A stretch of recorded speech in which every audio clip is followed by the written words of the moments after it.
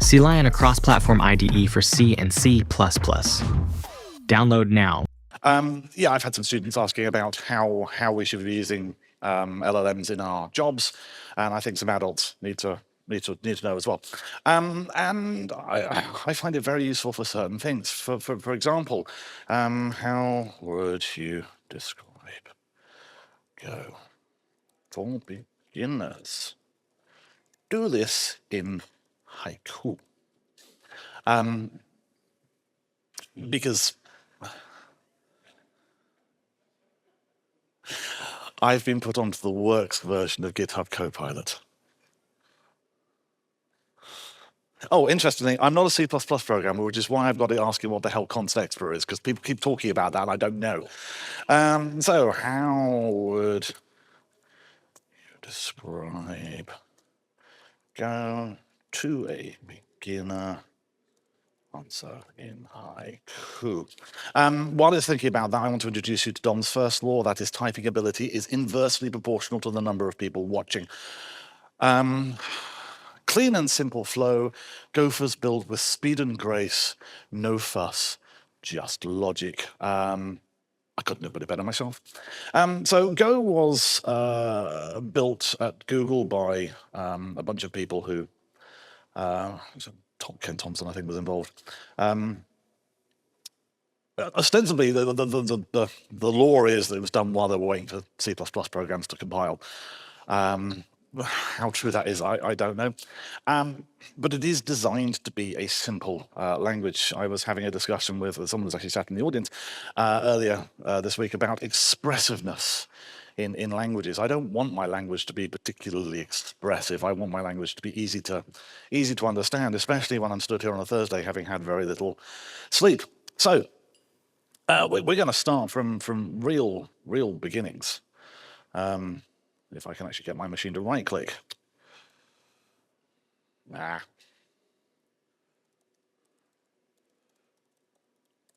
Do it that way. So, Go files have .go on the end. Surprise. And always start with either a comment or the package keyword. And I'm actually going to use the special package main, because this tells me that this is going to be where the entry point to the program lives. It's important to note that comments above the package keyword are considered package comments, and they will be aggregated together for your documentation. So if you've got a legal department that insists you have a copyright header at the top of every single file, you'll end up with multiple copyright messages in your documentation. Don't ask me how I know. And we're going to write ourselves a main function. Absolutely nothing surprising there. And you'll notice I've got an AI suggesting what it is I should be doing. And we're going to ignore that because we're going to be doing format operand and hello world. Got myself a compiler error there. And that's because it wants me to import a package. So let's go import the package format. And that's actually spelled println correctly. So there's a couple of extra things we've learned here. We've got an import keyword. We can import packages. We have a printf style output through the format package. And we can also do things like sprintf and all those funky things. And our main is executable. So great, we've been introduced to Go, and there's nothing, I mean, if you've done anything vaguely C-like, there is nothing surprising there. One thing I will say, however, is if you don't like your braces like this, if you prefer your braces in this style, tough. This is a compile error. There are many things in Go that are compile errors. It's got rid of an entire class of argument, discussion, pointlessness. It's a very opinionated language, and this is why, or one of the reasons why I love it. There is no cognitive overhead about should I do it this way or do it this way. Compiler says no, do it this way. So we've got our basic program. What else can we do with that? Well, there's always the sort of the fancy, 10 print hello world, 20 go to 10, which we these days would do as a while loop. And in Go, while is spelled FOR. So the for loop does a bunch of jobs. So you can have your standard type for. You can turn around and say, I want to do this 10 times. So there we go. This is where the differences start coming in from other languages. You'll notice there is a lack of brackets around my conditions, and this is the same for if as well. Go doesn't need them. It's not compile error to have them, but the compiler will warn you. And fairly standard. We've got a little bit of syntactic sugar going on here. This colon equals is a shorthand way of saying, please create me a new variable and assign it to 0. And it's also inferring the type. So it's assuming that this is an integer. We'll look at types in a little bit. So this is going to go around and print this 10 times.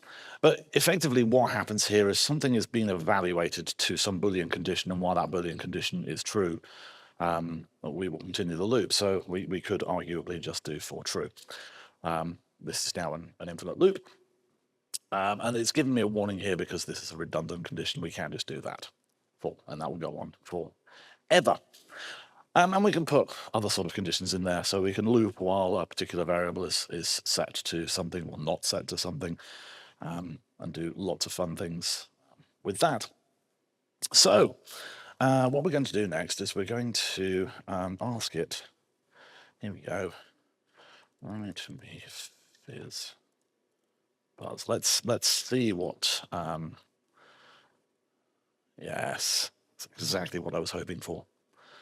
So I've copied that, get rid of you, shove you in there. We're all aware of FizzBuzz, drinking game, programming exercise. If you are the number 3, you want to print out fizz. If you're the number 5, you want to print out buzz. If you're divisible by 3 and 5, it's FizzBuzz, otherwise print the number out. Incidentally, if anyone's got any questions, do shout, and I mean shout because I can't see hands. I'm very happy to be interrupted. So this will run. This is going to do our FizzBuzz up to 100. But this is not the way that I would write this, because within Go, although it's perfectly possible to do if-else chains like this, and they look identical to any other language, just less the braces, what we would actually do here is use a switch statement.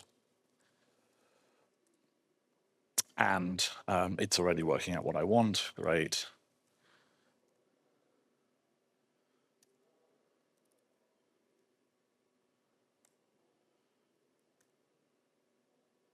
Come on.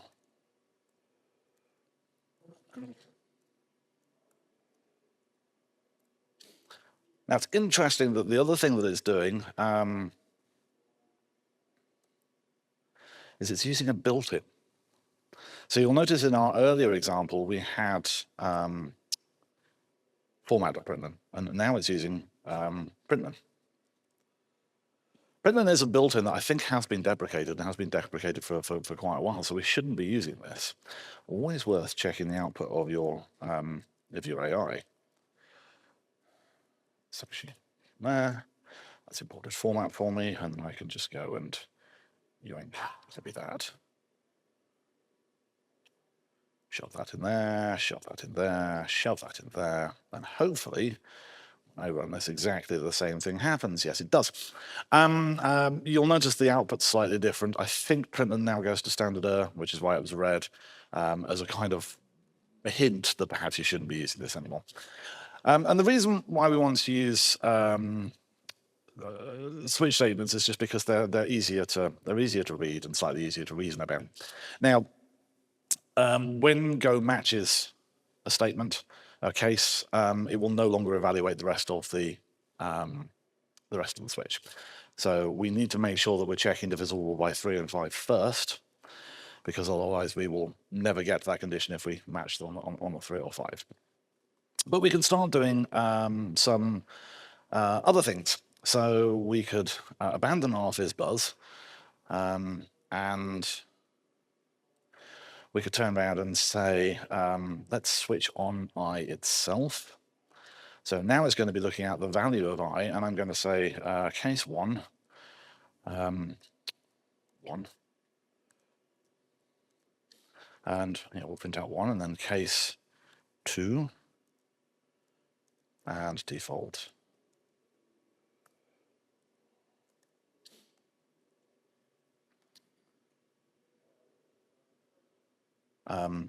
So at the very top is done 1, 2, and then default down. Now we can start doing cleverer things with our case statements. So we can go lots, and we can get rid of the default. So now we'll just have 1 lots and nothing else. So case allows us to be, switch case allows us to be a little bit more expressive than if-else chains. Where the if-else chains come in is when we're dealing with error handling. And error handling is one of Go's interesting points. I think it's probably the way to describe it. Well, we'll cover that in a little bit. First of all, we're going to look at types, because we've not really discussed types yet. Go is strongly typed, and that doesn't mean like TypeScript is strongly typed, where you bash at the keyboard heavily, and the compiler ignores it. No, Go, you have to define things as types. So if I turn around and say I have a var, it's an I and it's an int. First of all, the compiler's whinging at me because I haven't used I. So let's just, no, that at all, print that. Don't know where you're going with that. In my working environment, I've actually turned off the AI autocomplete because it gets in my way. So any guesses as to what size I is in terms of bit size? What type of int it is? Any guesses? 64-bit? Always? It will be on this machine, because this is a 64-bit machine. But if I compile this for a 32-bit machine, it'll be 32 bits. Int is an alias, same as uint. Normally it doesn't matter. If you absolutely have to have a number that needs to be stored as a 64-bit number, we will define it as an int64. So you'll find things like some of the results from the time library, for example, the time since epoch comes back in nanoseconds, so you'll get that as an int64. The duration types. If you absolutely positively want an int32, you use an int32, and we've also got int16, int8, and the uint versions of all of those. I use int64s because sometimes I do want to make sure that I've got a 64-bit number, and also the standard library uses them. I have never used any of the other integer types because they're really only there for when you're doing stuff on the wire and you need efficiency of that type, or you're doing something with stupidly large amounts of data and you don't want to have 64-bit representations of stuff. You want to collapse them down. Typically int and int64 are enough. So we can have a float 64, which is standard 64-bit precision, and we also have a 32-bit floating point precision. Again, I typically use float 64s because I'm never really in a situation where I kind of want to be accurate. I want to be sort of as accurate as possible. In fact, there are libraries for bigger numbers if you need those. And then we have the fun ones, complex 64 and complex 128. So these are complex numbers that have a real and imaginary component. So complex 64 has a float 32 real and imaginary component, and complex 128 has a 64-bit real and imaginary component. I'm not a mathematician. I don't use these. They are there for you. So who wants to guess what the value of I will be, or the value of f if it was a float, or the value of c if it was a complex number? Any guesses as to what that is? 0. Yes. Go has guarantees about empty types. So we are not going to have some garbage that used to be there. That is guaranteed to be 0. In the case of float, it's 0.0. In the case of complex numbers, it's 0.0, 0.0. It's still 0. Just more accuracy. We also have a few other interesting types. We have ourselves the byte, which is effectively a 8-bit slice. Bytes are used a lot when you're dealing with data. You use those a lot, typically in arrays. Photographers here. We have this interesting concept of a rune. It's clashing there. Ooh. So a rune is a single character. It's comparable to a byte-ish, maybe, because some are longer than 1 byte. But runes are very, very useful if you're dealing with individual characters. Of course, we have strings. Strings are nice and simple. They're just strings. And you can quite easily swap between slices of bytes, slices of runes, and strings, and all of that. And is that all the basic types? I think I've got, forgotten. Just be the Boolean, which can be, depending on your source, either true or false, or if you remember the daily WTF, true, false, file not found. Or if you're me, it can be true, false, flays, and tur. Like I said, typing ability is inversely proportional. Booleans get used an awful lot. Boolean default value is false. The byte default value is 0. The rune default value, I can't even remember now. I think it's also 0. Let's find out. Let's test it. Yes, it is. And the default value for string, any guesses? Empty string. I have no idea if it's null terminated or not. That's for you C++ lot. I don't care about all that rubbish. That's an implementation detail. So those are our basic types, and we can sort of play around with those and do a fair amount. But sometimes we actually want to be more complex in what we're doing, more sort of expressive, for want of a better word. So what I've got here, this is actually lifted from a training course I do. And I get the students to implement a finite state machine. So if you were at Jez's talk, you'll recognize I saw his slides and went, oh, I want to implement that. We won't be, but it's close. So this is a relatively simple machine. We have 2-state transitions, 0 and 1, and we have 3 states, A, B, and C. And there are various ways that we might go around implementing this. I'm going to implement it using channels just because it's worth showing how channels work. And what we might want to do here is we might want to have a type for state. So we could have type. So we're now defining a new type and our particular state. And we might turn around initially and sort of naively say that our state is just a string. And then we could maybe define a new global type that we're going to call A, and it's a state of A. So you'll notice here that well, you probably noticed already, the type is in the wrong place. Most of the languages go type variable name, Go goes variable name type. I've been doing this for years now. I keep getting it wrong. Doesn't help that I bounce between other languages. And you'll also notice that as I've come out of a function, I have to use the var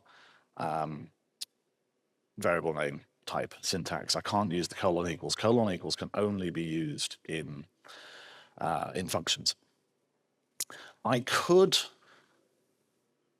remove that, but the problem is now that the compiler is doing type inference, and so it's assuming it's a string and not a state.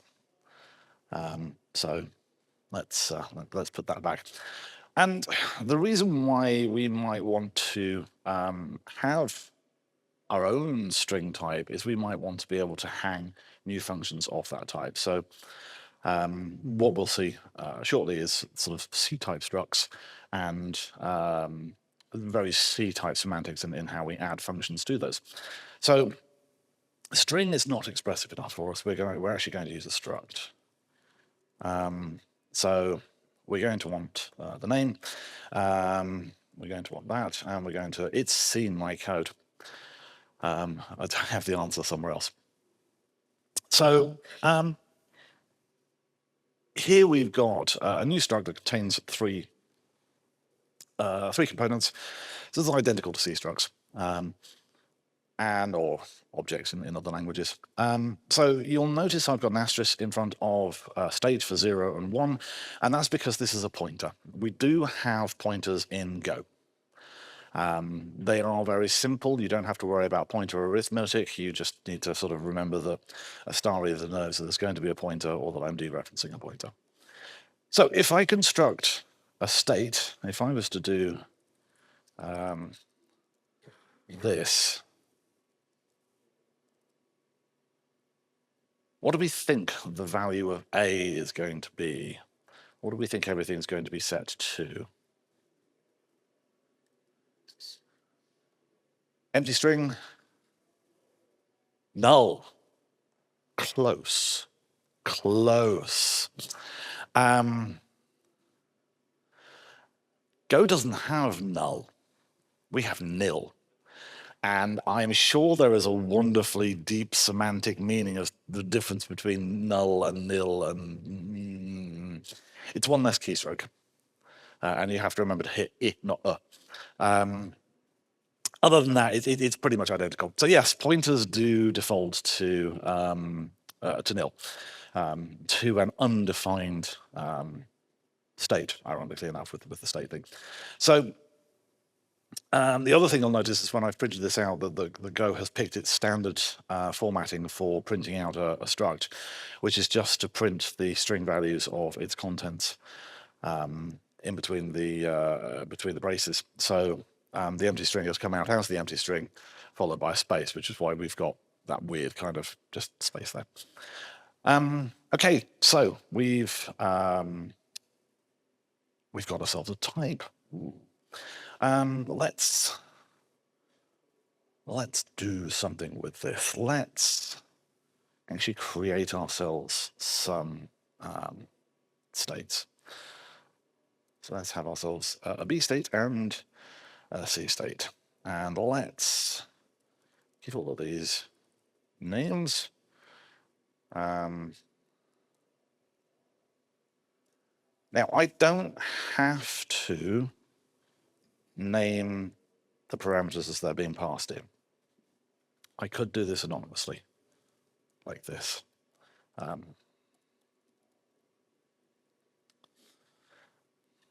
Don't do that, because this is now highly dependent on the definition of struct. And if I go change the definition of struct and perhaps decide that actually this is now how I'm defining it, I've just broken all the code that is already using it.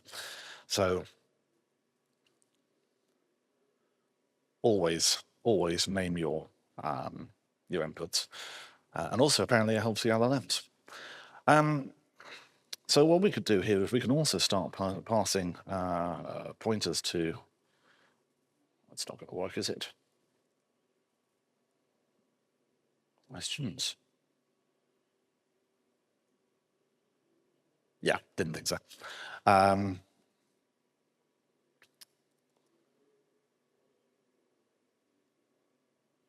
Better. Let's print C out.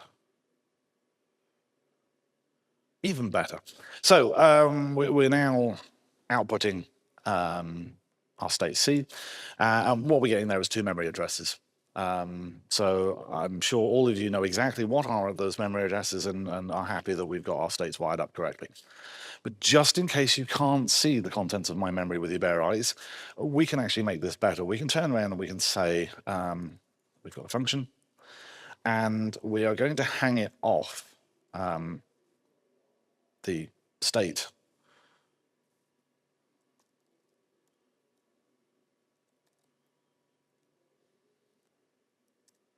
Yeah, and which I still make. So what we're saying is that this function now belongs to our state type. And we can now call this function from our state types. And I'm not going to do anything else. I'm just going to run this. And all of a sudden, you'll notice I've got the name and then the two things it's pointing to. And the reason being is because when we're running println, it's actually looking at the types that are passed in. And by defining this function on my type, I have satisfied an interface called stringer. And if you pass something into println that is a stringer, it will use the string function on that type to output it. So unlike things like C# and Java and similar, it's not that I define an interface and then I later go off and define a type and say this type satisfies this interface and I have to implement all the bits. It's very Python-esque insofar as I can define an interface, and if a type happens to satisfy that interface, then it is one of those things. If I were to create a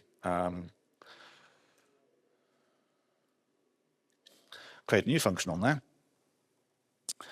when println is seeing my type, because it's seeing it as a stringer, it will not see this function.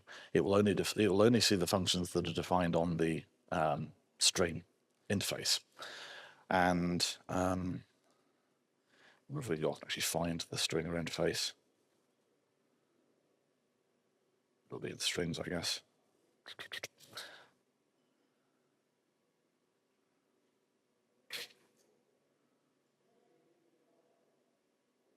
I love the fact that we've got a function called explode. Let's do it this way. Oh, it's there.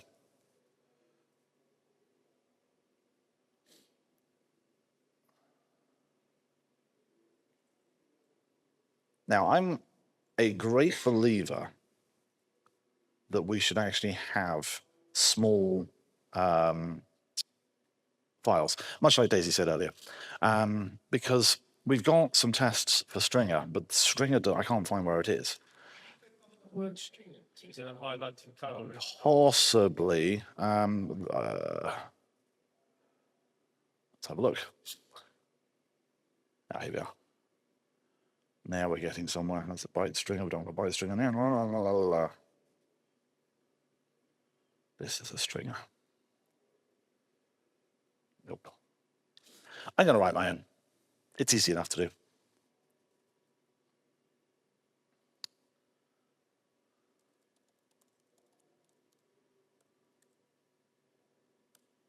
There you go, I've written my own. As we build this out, I will show you how I would typically organize things in order to actually make it easier to find stuff. But yeah, I've defined an interface there. Anything that has a function string that returns a string is a stringer. And this can be very, very useful. This allows us to do some quite interesting things, especially because when you're doing things like testing, you don't have to mess around with mock objects. You can start messing around with interfaces. And this becomes very apparent if we start looking at some real implementations. There is something going on with the way this laptop is positioned, but I cannot use the right click. So I'm going to make a directory called db. I am going to create a new file in there.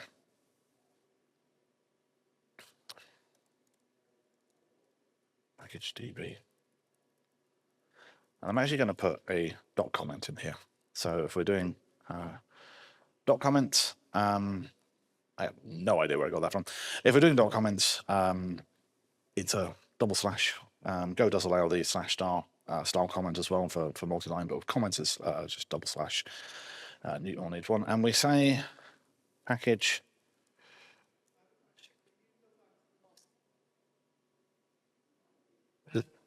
I think the function declarations is the best sort of statement. Oh, right. Okay. So the question is, how does this special function declaration work? So what we're saying is this function is attached to a state type. So state types now have this. The asterisk is there here, and we'll go into this in a little bit. The asterisk says this actually belongs to pointers of the state type, and we will explain why it's a pointer later. So you can have non-pointer functions as well. So it is literally just add this to our state type, and in reality, under the covers, what you're actually getting is yes, pretty much.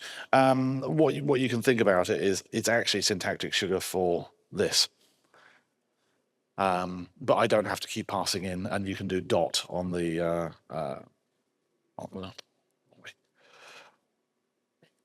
no worries.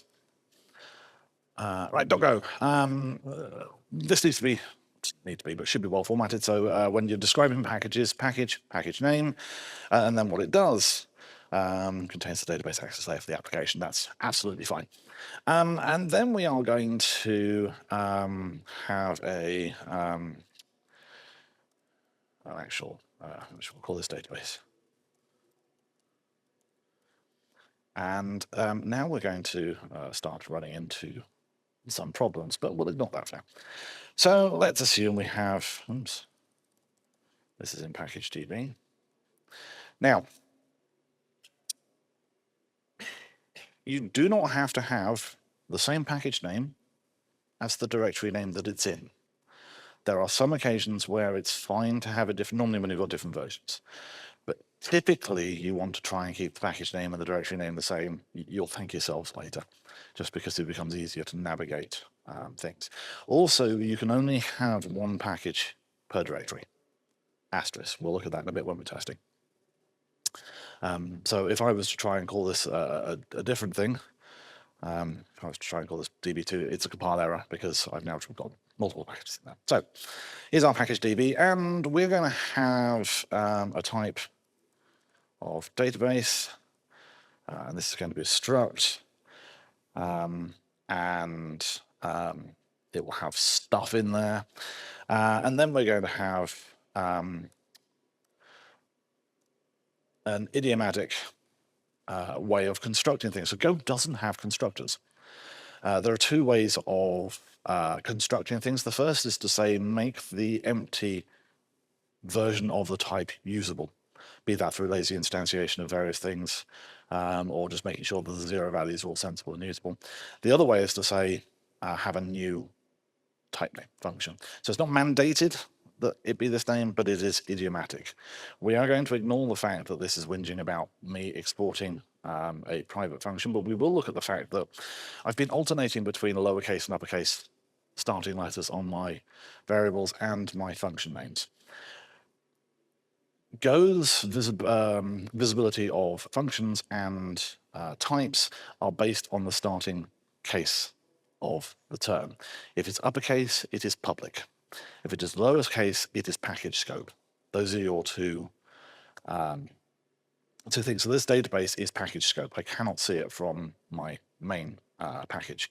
So this is complaining because this is unexported. No one else can see it. This is internal to my library. It's probably not useful. We'll look into this in a bit. So we've got a connection. What else do we have? Well, we've got disconnect. And this is why I've got the AI hooked in for this, because I don't care about any of these. There we go. We've got a query. We've got an insert. We've got one update. Lots of code for this database. Delete. We've got close. It's having to think about it now. No transactions. Give me transactions. Database. Begin. We are. We'll ignore the fact that I should probably return the transaction, but I've got myself a nice and big database thing there that does all the databasey things that you might expect. And then I may have in a different thing. In fact, let's just do it in my main. We may want to use that database. Let's do it in a thing so I can actually test it properly. So it's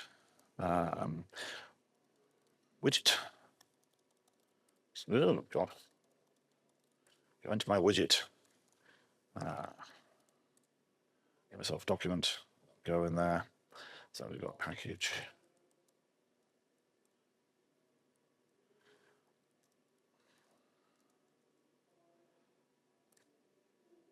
It's a complete lie, but I have got into the habit of always creating a doc.go first, because when you're actually doing non-trivial stuff, writing about what it is you're putting in that package starts helping you get into a train of thought, and we'll see that I've already coded myself into a little bit of a corner.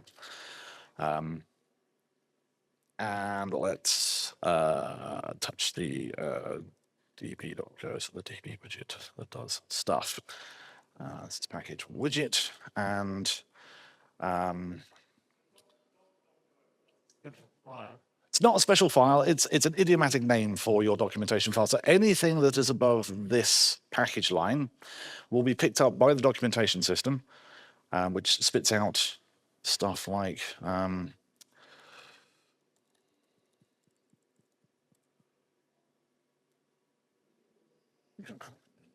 let's find whatever I do here. So this is spat out by GoDoc.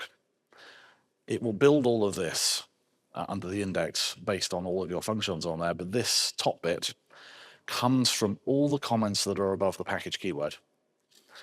And because of that, it makes sense to actually just have your package level documentation in one file. And in order to stop someone from having to hunt from it, why don't we call this doc.go? So it's an idiomatic thing. It's not special per se. It just makes it easier for people to find. And literally, that's what it will say in the doc.go for strings. I'm going to have to export this. So let's just quickly rename that to a database. We can. Okay. So we've now got our widget, and we're going to have a function stuff. Good function naming here. And this is going to take a database from db.database. It's going to windjam me because it doesn't know which DB package that's coming from. No. It's going to windjam me because this isn't a proper Go project yet. I'm so used to setting this up from a template. We haven't done one particular thing. Now, the compiler is fine about a particular one, single Go file. We've been compiling main.go. And the IDE is fine about actually interpreting all of this because it's got its own built-in AST and everything. But actually, there's one particular bit that we forgot to do, and that is,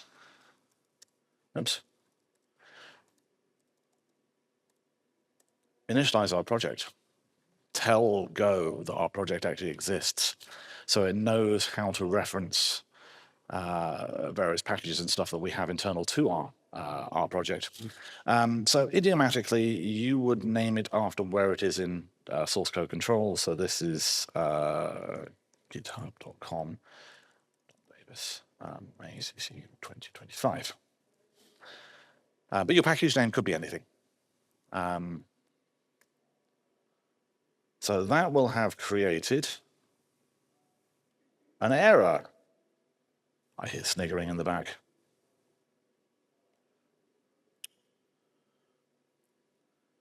You just spell it with meaning. No. I'm a rocker. I've got to tell it to use the mod version. Oh, it's not empty. Oh, it is. That's fine. Cool. So this is now, yes. Created this wonderfully complex file. This will get more complex later. So the module tells it this is my module name, and this is the version of Go we're using. This is not the latest version of Go. The latest version is 1.24.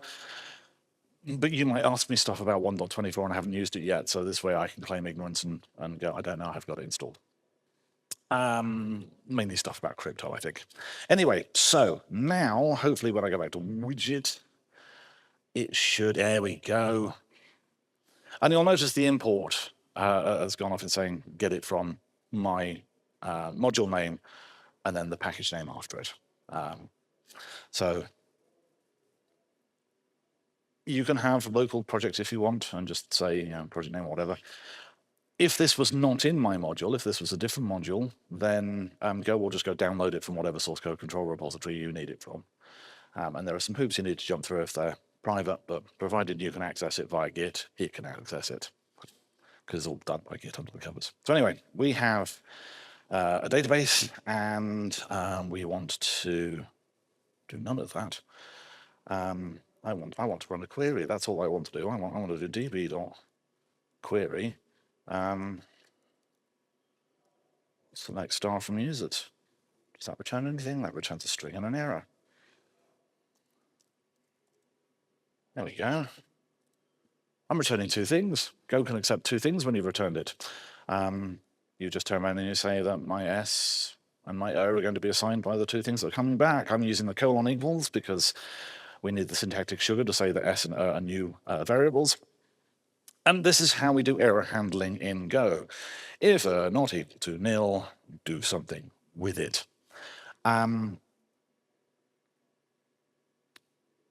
There are good things and there are bad things. So Go doesn't have exception handling. So you can't do the shed loads of code, catch exception.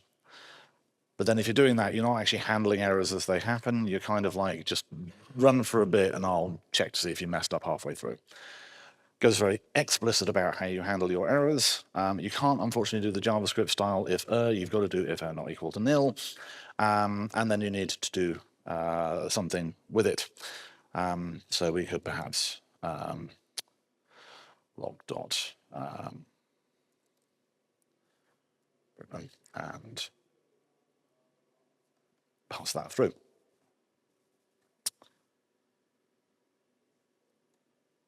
I should only that on the log. It already does it for me. The built-in logging package for Go is very extendable, very well designed, absolutely useless for using, don't use it. There are other loggers. And then we want to do something with S. So well, we could do that. And that's our database stuff. We've done stuff with it. But that's a little bit. I can make that better. I can do a little bit of a shortcut here and say if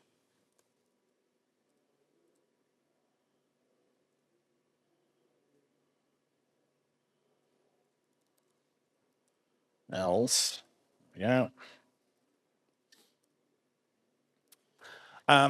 So this is where having if, else if chains comes in useful. We can have this shorthand where we're basically turning around and saying if, and then go off and run this this command, assign the value of S and to the output, and then check whether is nil or not. And S and will be in scope for the entirety of this this if block. So you'll quite often see in my code chains of if else, checking the errors on the way down.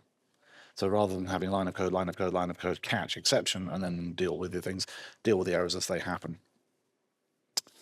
Now, how does this help us? At the moment, it doesn't, especially if I want to turn around and say that I want to create a new test file. So let's db_test on Go. And wrong folder. Again, the _test is not enforced, but the test subsystem won't find it if it doesn't have _test after it. So it's kind of an idiomatic, but you need to do it type thing. And it also needs a package name. And you'll notice here I've got a choice of widget or widget_test. I'm going to pick widget_test. What this says is I belong to package widget, so I'm fine sitting in this directory, but pretend I don't. So I have to test everything within this package as if I were a real consumer of it, which really helps when you're actually getting the semantics of using stuff. And we can have a lovely bump in there. Example stuff. And then this is going to take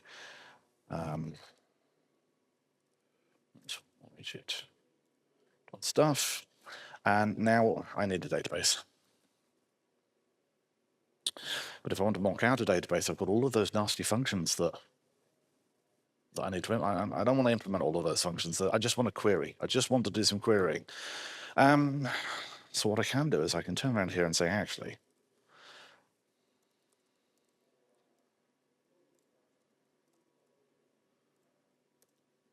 let's create a querier interface. Idiomatically, when you're creating a interface that only has one function defined in it, you put on the end of it. I don't follow that as a hard and fast rule. Once you start getting to linguistic crimes against English, pick a different name. Querier is fine. So we want to say that a querier is something that takes a query string, returns the string and an error. Now I can turn around and say that I just want a querier. And now I can pass in my database object, or database type, because that satisfies the querier interface, and I don't have to worry about anything else. And the person who's implementing this doesn't need to worry about the fact that I've got a querier interface. Doesn't need to be defined up front. I can define it later. This could be a package I've downloaded from the internet. And this is what makes these types quite useful, because I can now turn around and say that I have a mock querier, which is a struct, and then off that I can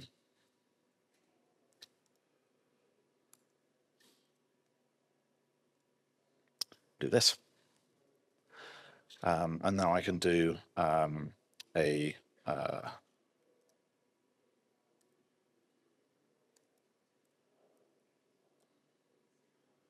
and now I can run.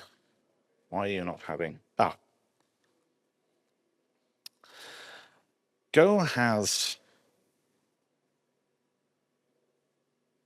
executable examples that you can run as tests. I'm just going to change that. And what happens is you create an example function, and you tell it what the output's going to be in a comment. And this will then go off, and you can run this as a test. But this example stuff will also be put in the documentation. So if we go and have a look down here, we've got a whole load of examples that are embedded into the documentation. These are all done using this example type structure in our test files. So these are executable tests, and depending on the server you've got running your documentation, you can actually go through and test things and actually see what's going on. So here I'm A, testing stuff, and B, documenting stuff, and I typically use the example for the happy path. This is how you use it, this is what you expect out of it, and then we can go off and we can start writing proper tests. There we go.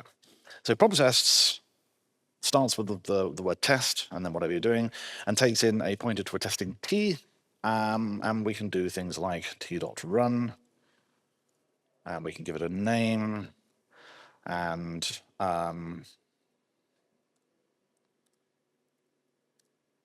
shove in there, ooh, look, a closure. We can pass in an anonymous function. This is great. So this now allows us to test with very expressive test names and not have to worry about our function names becoming huge. And if we want to do given when then, we can just nest these t.runs. And I can actually make my mock querier be slightly cleverer.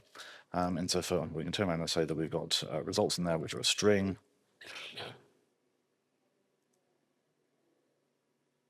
Go away. Why? When? What have you done? And where the compilation has failed, I don't care.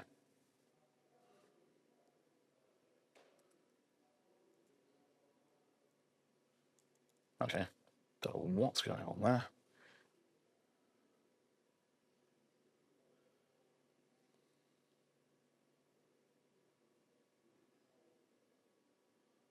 Let's Goland being.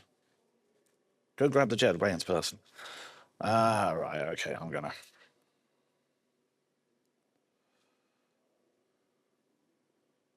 When in doubt, just shove it down here. Can't paste it back in a bit. So I'm going to make this slightly clever, and so far I'm going to have results, which is a string, and I'm going to have an error, which is an error.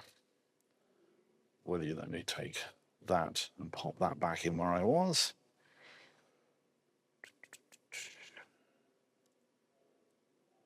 Yes. I'm not sure why you're... Let's actually go ask the compiler. Right, so I want to compile stuff in here. So I can use go build. And then the thing I want to compile in this case is main.go, and it'll go off and build all of it. Excellent. That's shoved out a binary. So I don't know why it's whinging. Let's just go into widget and see what's going on here.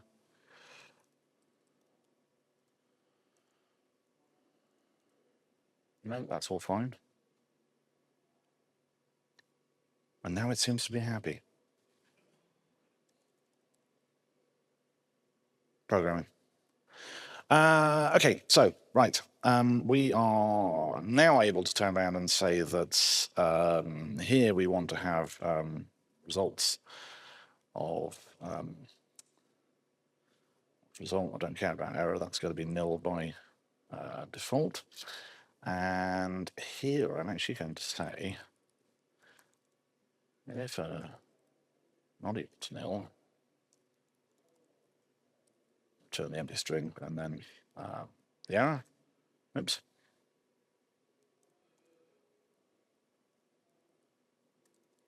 I don't need the else out, it won't show me. Otherwise, do that. So now I've got quite a usable mock type that I can set up in my test. So here I'm just passing in my mock results. And here we're going to turn around and say that my mock DB query and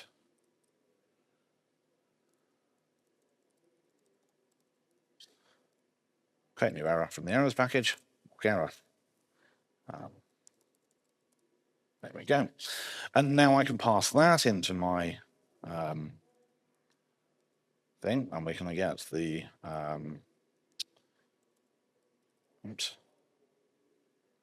get the results out of that and see what goes on.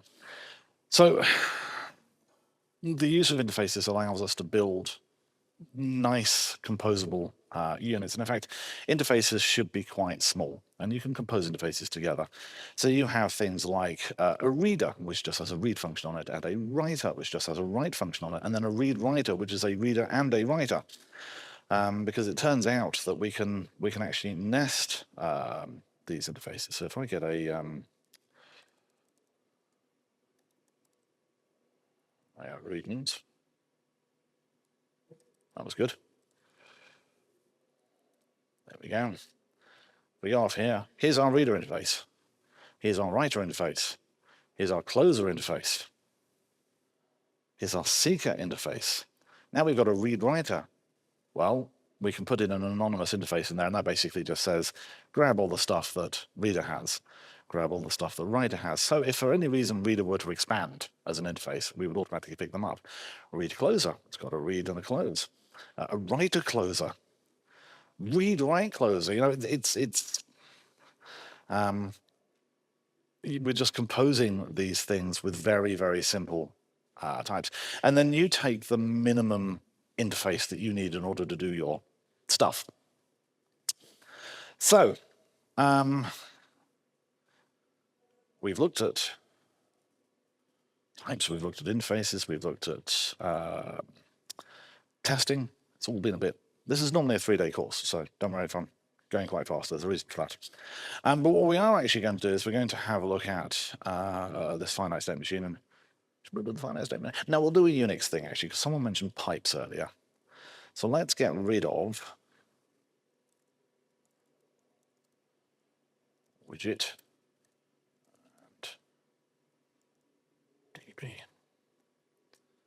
back to main. And we're going to, oh, didn't even know you could do that.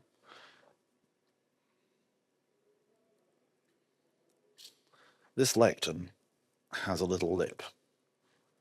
The lip is just in the wrong place for using a trackpad, which is why I'm struggling so much with the trackpad. Oh, it'll be fine there. Okay, so we're all aware of Unix pipes. We can do echo, echo, foo, sort.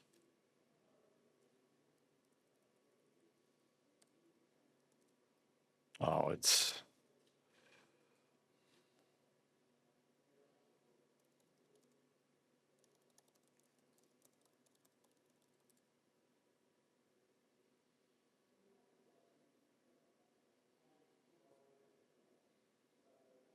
That is way more complicated than what I was expecting.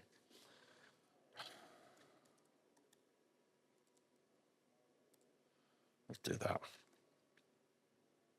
You can take the output of echo, you can put it through into other commands.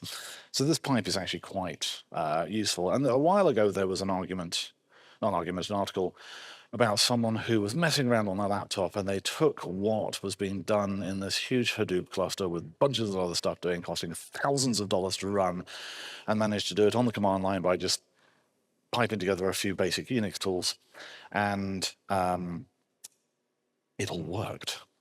So we are going to have a look at channels, concurrency, and how we can build a pipeline thing, because concurrency is a major part of Go.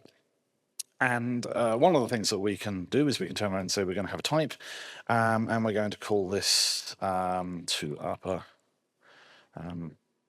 type, yes. Need a type actually, func to upper, and this is going to take string, and it's going to output a string, and this is going to just do. Okay, and now we're going to have dumped too low because I don't want to undo what I'm doing. Strip space. And now in my main, I can turn around and say this. Great. So this is, you can tell this was trained on older Go code.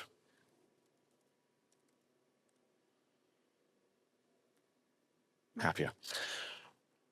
This is great, but let's pretend that 2-upper was a really, really heavy operation. Let's pretend this is going to take masses of CPU time, and I want to do a whole load of this in parallel.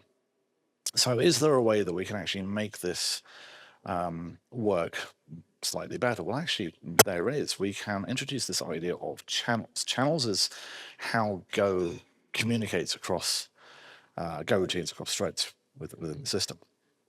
So if we change our function to say that we're going to have a channel of type string in, and a channel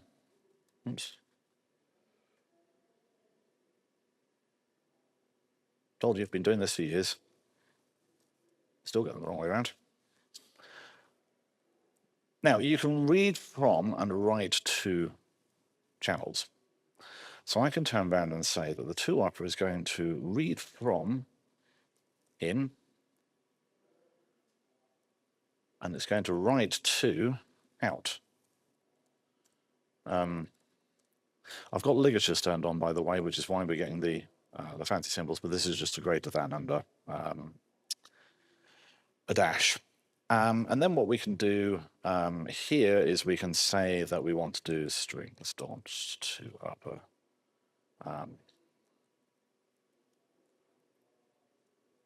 The output win. And I can do exactly the same here.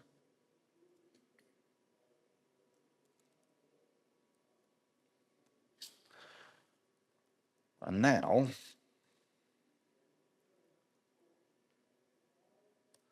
I can start making some channels. So I'm going to use the make keyword. And I'm going to make a channel of type string. Typically, channels are unbuffered. Which we'll call them A, B, and C. You can make buffered channels, so normally a channel will wait until there is something there to receive the message, and it will block until there is a message to receive, and you can cause deadlocks in your programs. Deadlocks are generally bad, the runtime will tell you. You can buffer it and say that you can write to a channel up to the buffer size, and then it will block, but that actually just pushes deadlocks down the road a little bit. So unless you've got a very specific reason for wanting a buffer, don't bother. One of the few times I've seen it is when you're writing, when you're trapping operating system interrupts. So if you're receiving a SIG kill or whatever, you might just have something that's listed on there with a buffer of 1, because you're just going to deal with it once. Doesn't matter how many SIG kills you get. Right. So we're going to make an A. We're going to make a B. We're going to make a C. And then we're going to turn around and we're going to, in a go routine, 2 upper A and B, and in a go routine, strip space B and C, and then we can turn around and pop onto a hello world, and then we can format or print them of C.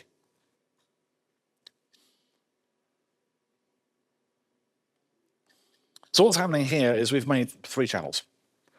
And we've chained them together, so 2 upper is having an input channel and an output channel, A and B. B, the output channel of 2 upper, becomes the input channel for strip space, and then it goes to the output channel. And then we're using, these are all running a go routine, so these are 2 separate threads. The go routines are very, very lightweight. I will happily run thousands of these things on my machine. You can run millions of them. Probably want to question why you're running millions of them, but these are incredibly lightweight. When I do this, when I drop hello world onto the A channel, anything that's listening on that channel will try and pick it up. Now, I've only got 1 thing listening here at the moment, but I could have multiple things listening. Do not want to do that at all. The joys of AI.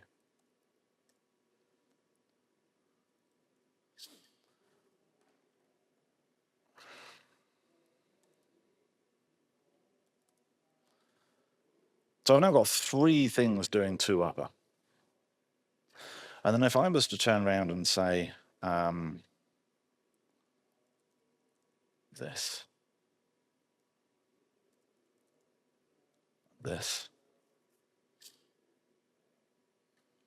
oops.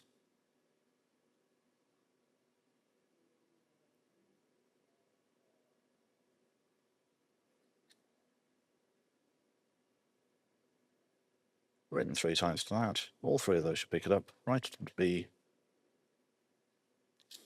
So we have got a deadlock. It's 2 upper I was complaining about.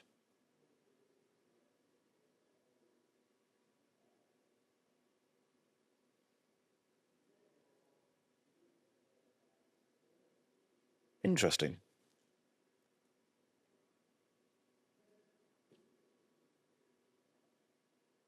I'm wondering if... Did I actually want that? No. 1 moment while I refer to my slides.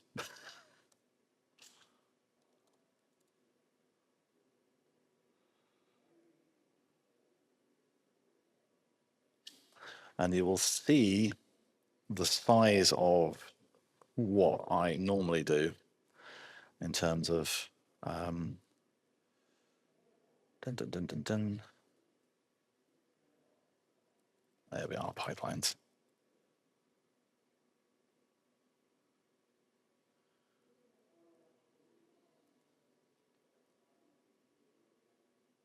Oh, I'm not closing them, that's why.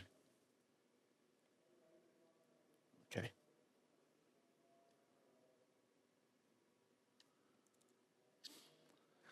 So one of the interesting problems we've got is that the main go routine is king. If the main go routine exits, then everything else gets chopped off at the knees. And what we were running before, because we weren't closing the channels, they were just getting closed and tidied up by the main go routine getting killed. Now we've got some other stuff going on. The main go routine is getting killed a little bit too late, and we're not actually closing our channels, he says, hoping this runs. No, yes, ish.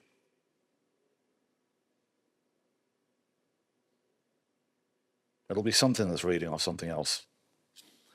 But typically this isn't a way that you would do those. Typically, let's get there. Do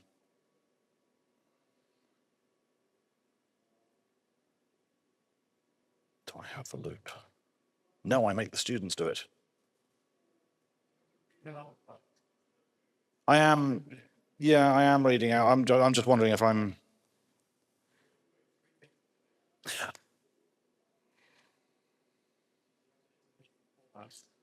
Points to the man in the back.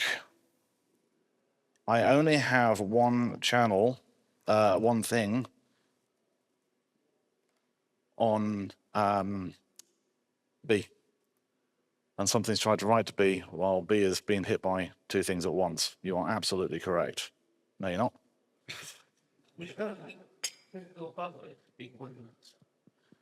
It wouldn't, but I don't want to make them buffered. Multi-threading is easy.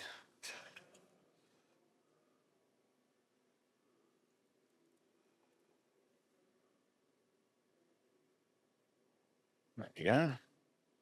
That's fine.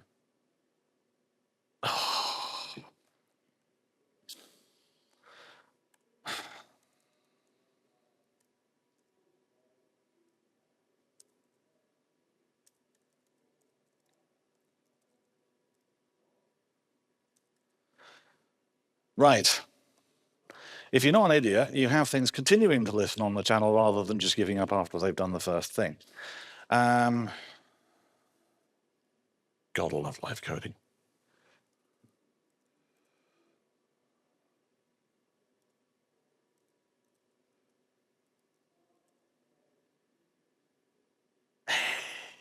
Finally.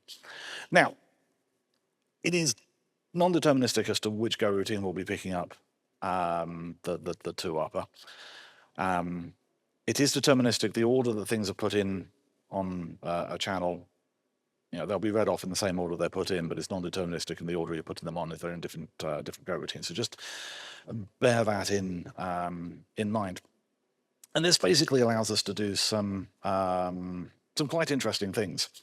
So we do have, and seeing as I have my get my cheat sheet already open, the magic is already exposed. Let's go down here and then here and into the finite state machine that I was talking about earlier, and the type of things that we were looking at earlier. So this is a complete construction of our finite state machine. We've got state. The state listens, and it's got a message channel and an update channel.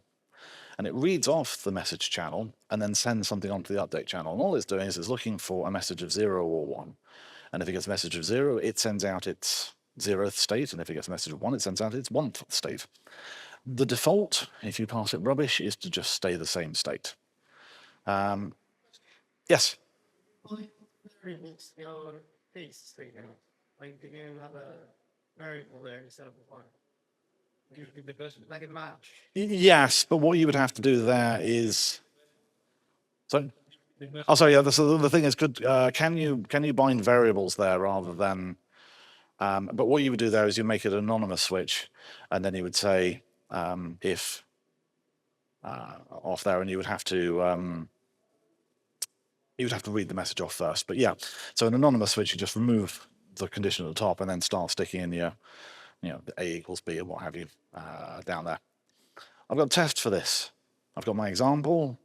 I've got a bunch of tests about, going from 0 to 1 and an incorrect 1, only listens for a single message, yada, yada, yada. And I've got a state machine with a message channel and an update channel. And I create a bunch of states. I wire them up. Not particularly happy about this, but we could abstract that out if we had a more complex thing. And the state machine just listens.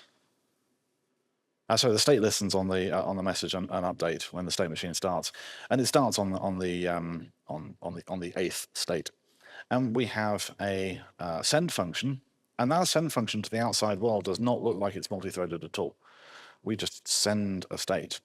Internally, we're going send the state we've received to our current state, which it receives on the message channel. And then that state will yield the updated state, which we now update our current state to. And then we tell that new state to listen again. So this is why we don't have the for loops in our states. They're already listened. And then I have this, which allows me to return the name. Yeah. Before I die of a hacking cough. So this is great. We've got a state machine. It's fully tested, and I can. Oh, that's not something else I was doing. I'm actually testing it within a test file. So we get our machine, we send it state 1, we send it state 0, and then we get the state out of there, and we can run this, and all is good. But this state machine, the states are. They've only got string names, and maybe I want my states to be slightly more complex. So maybe I want templates and generics. So we don't have templates, but we do have generics. And what I can do is I can turn around and say that state uses a type T of any.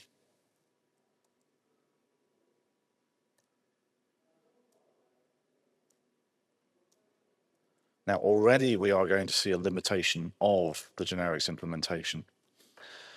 All my states have to accept the same type.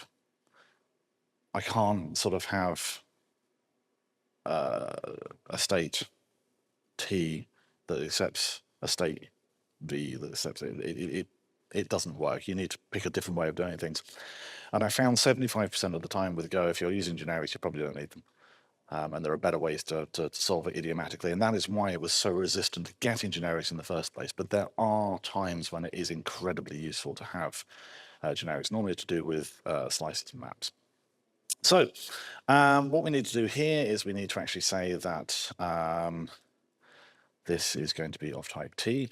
Any is basically something that will match the empty interface. So something that has 0 or more functions on it. So it will actually match anything. This is now going to be a channel of type T, and we're going to be listening on this. Now, we're probably going to need one extra thing for our state. We're probably going to need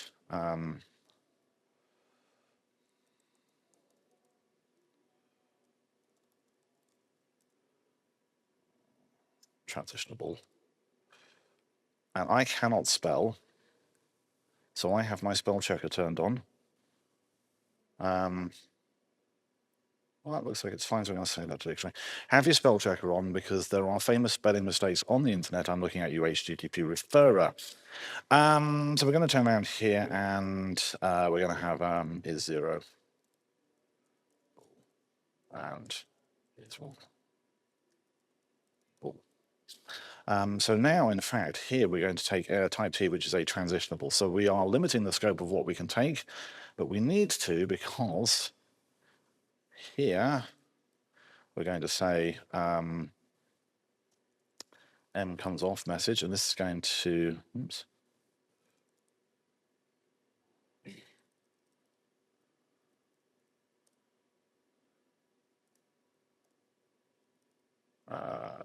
Yeah.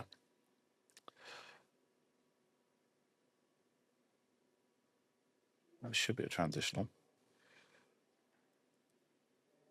M is 0.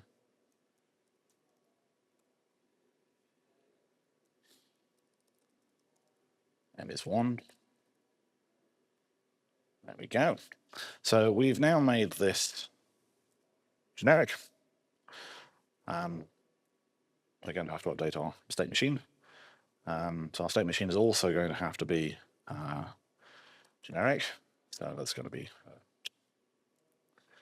T transitionable. And that's going to be a type state T. That's going to be a type state T.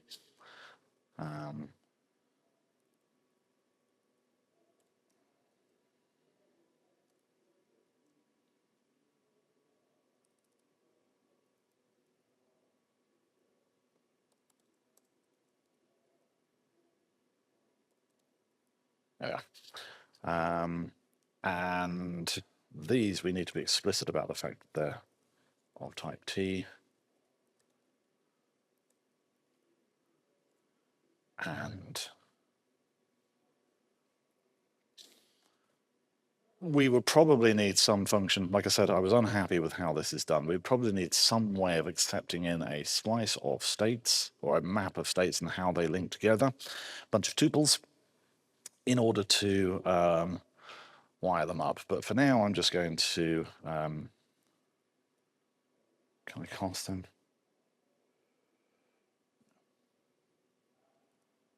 For now, I'm just going to bury the issue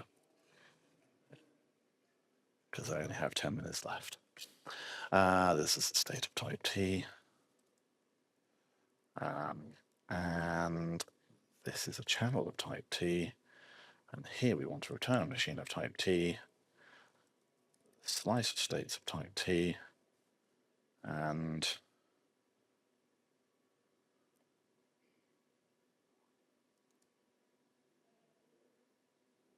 that. So now, I cannot make this function generic. I can make it attached to my a generic T, and I can take a T, but I couldn't turn around here and say that this uses a type V of any. Mainly to do with how it builds these attached functions and how it does generics under the covers, because it is literally just writing the code for you for each of the different combinations. And then this is going to be of type T, and this should all be wonderful and correct. Now, it's not actually going to print out anything useful because we're not defining the names. Future problem for that. But that is how we would make this generic. It's relatively simple. So the last thing I'm going to cover in the last 7 minutes, maybe a little bit extra to get us out for lunch early, is slices. Let's go back up to this one. So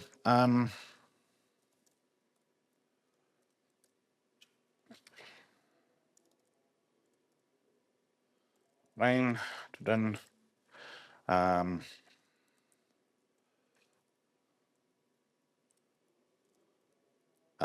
this is an array of ints.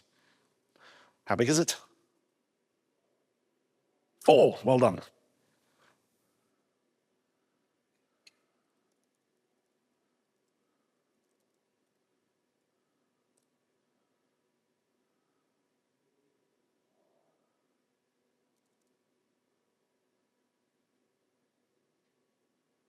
I can't even remember how to do.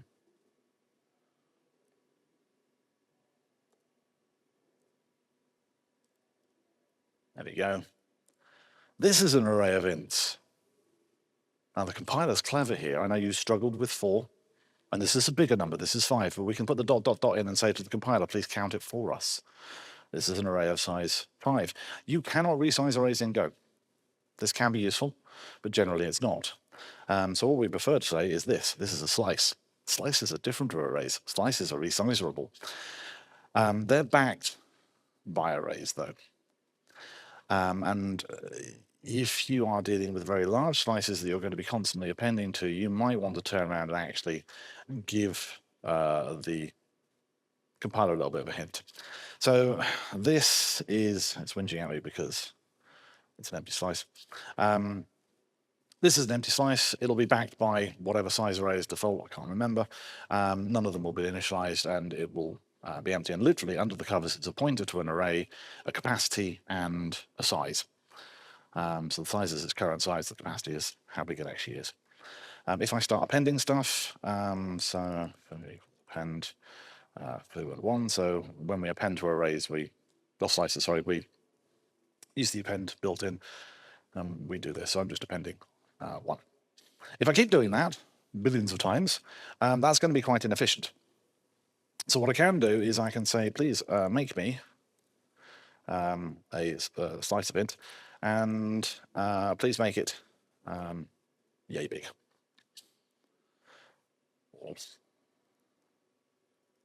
Yay big. And for those of you like me who are dyslexic, you can do this.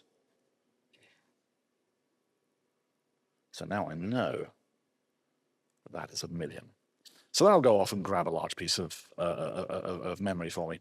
Now, the important thing to note is when you're messing around with slices, because you can turn around and go bar is equal to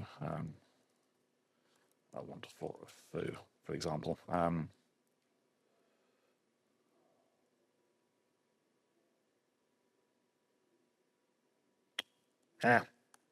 Go away. Straight in there.